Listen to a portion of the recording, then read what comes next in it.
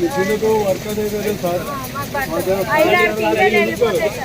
ఇప్పుడు ఆ machine current single ఫీజ్గా నడిస్తే మాకు లేబర్ అవుతుంది.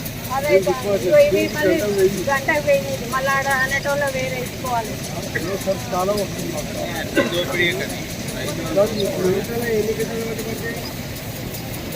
సార్ ఆడ మనము పుంజుకుంటా తీరు అది జామ్ అయిపోతుంది. మళ్ళీ అడగలేదు వచ్చే ఉండాలి కదా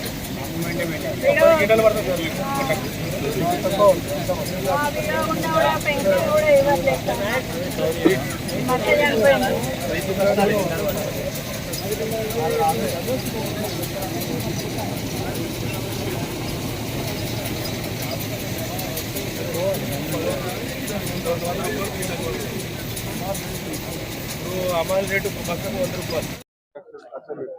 ఓకే సార్ మైక్ ఉంది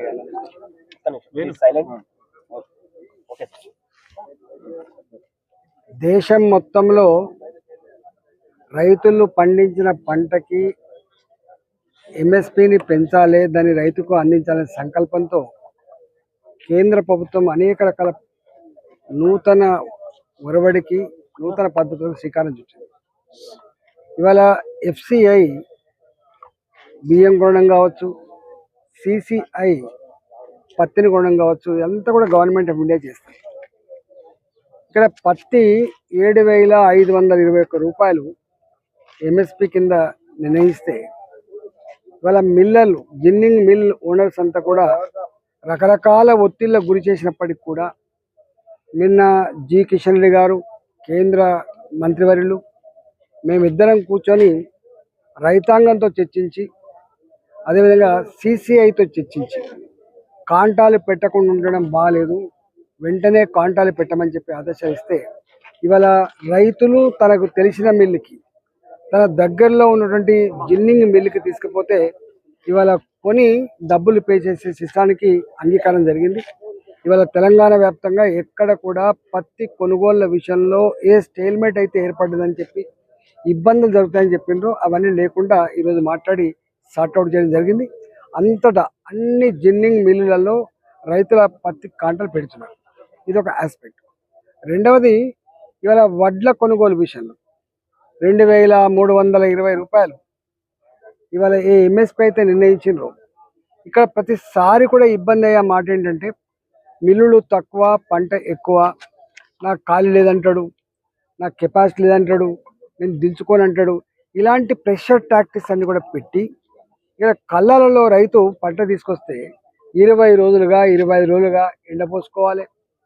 వానకు తడిసి ఎండకు ఎండి వాళ్ళ బతుకులు కూడా ఎండి ఎన్ని ఇబ్బందులు పడుతుండ్రో మనం చూస్తూ ఉన్నాం. కానీ ప్రభుత్వం నిమ్మకు నీరెత్తినట్టుగా పంట రాగానే ఎప్పటికప్పుడు వెంటనే ఇలా ఆరబోయించి కనుక కాంటలు పెడితే ఇంత పైలప్ అయ్యేటువంటి ఆస్కారం ఉండదు. ఇదంతా పైలప్ అయిపోయింది మొత్తం. అంటే దాదాపు రైతు 20-25 రోజులుగా కళ్ళల్లో ఉండాలి, ఎండబోసుకోవాలి.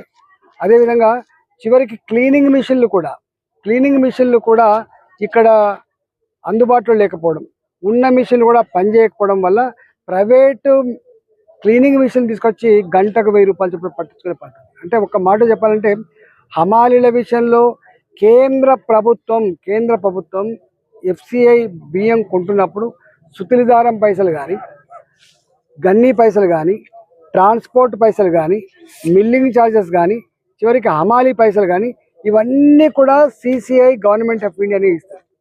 కానీ ఇక్కడ ఇక్కడ ఐకేపీ సెంటర్లలో ఉండేటువంటి మార్కెట్ యాజమాన్యాలు అవన్నీ చెప్పకుండా రైతుతోటే ఈ ఈ హమాలీ పైసలు చెల్లించడం అనేది చాలా దుర్మార్గమైంది.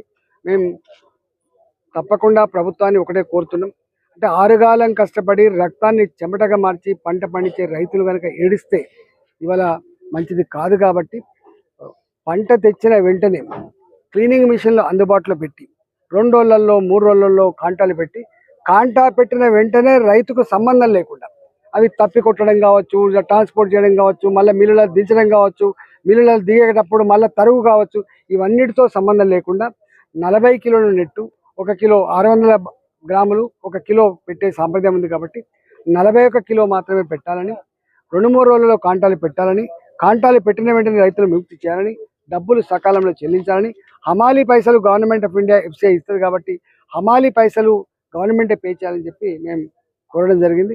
ఎక్కడికి పోయినా కూడా ఒకటే ఏడుపు ఉన్నది. ఇలా పంట పండించడం ఒక ఎత్తు అవుతుంది బిడ్డ, దానికంటే ఎక్కువ కష్టపడే పద్ధతి ఈ మార్కెట్లలో కొనసాగుతున్నది. వెంటనే ప్రభుత్వం ఇవాళ రైస్ మిల్లర్లతో మాట్లాడి ఏ లోటు లేకుండా చేయాలని చెప్పి భారతీయ జనతా పార్టీగా డిమాండ్ చేస్తా ఉన్నాం. ఇప్పటికే మా శాసనసభ్యులు కావచ్చు, మా శాసన మండలి సభ్యులు కావచ్చు, మా పార్లమెంట్ సభ్యులు కావచ్చు, మా కేంద్ర మంత్రి కిషన్ రెడ్డి గారు కావచ్చు, అందరూ కూడా ఇవాళ రైతుల దగ్గరికి పోయి అన్ని విషయాలు తెలుసుకొని దాన్ని సార్ట్అవుట్ కోసం ప్రయత్నం చేస్తున్నాం. అవసరమైతే మరొకసారి మంత్రి గారితో కూడా మాట్లాడి రైతులు ఎదుర్కొంటున్న సమస్యల పరిష్కారం చేయాలని చెప్పి భారతీయ జనతా పార్టీకి మేము డిమాండ్ చేస్తా ఉన్నాం.